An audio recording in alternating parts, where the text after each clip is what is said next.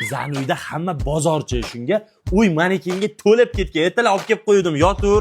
Choy tayyor, chiqinglar, soatlar 7 bo'lib qopti. Zebo, bizda ertalar soat 3 dan bozorga chiqib ketiladi. Ertadan sen ham chiqasan. Oyjon, rosa kam gap ekanlar. Hozir klient kelsin, ko'rasan gapirishlarimni. Quradi. Mayli bo'lsa, unda qorasini oling, barcha zo'r qora. Ozgina qilib ko'rsatdi, elga deb ketasiz, el chiqadi, sizga oling mana bundan savas to'g'ri gap. Kelin, ana 89-do'konga qarang, qani klient bormi ekan? Ha bo'ladi. Nima kerak ekan sizga? Yo, oyjon, klient bormi, yo'q, bilib kelganda jo'natdilar. Yo'q ekan. Men sizni shpion qilib jo'natdim, cho.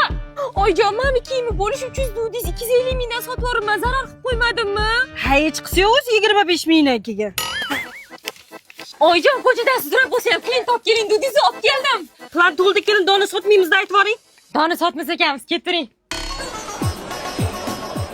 Bozor shunaqa shovqin qalaqchi deysizlar.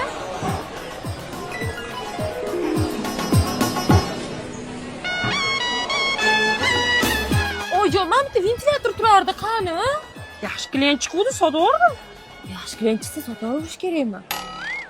Voy, mashinamiz qani? Yaxshi klient chiqdi, sotib yubordik. Ha, pul yuradigan oila ekansizlar-ku. Zebo, narsalaringni yig'ishtirib qo'ydim. Bu endi senga begona. Nima xato qildim? Kechiring, endi yaxshi savdo qilaman. Prosta uyga yaxshi klient chiqdi, sotib yubordik. Ketdi, bozor oldida uy olamiz.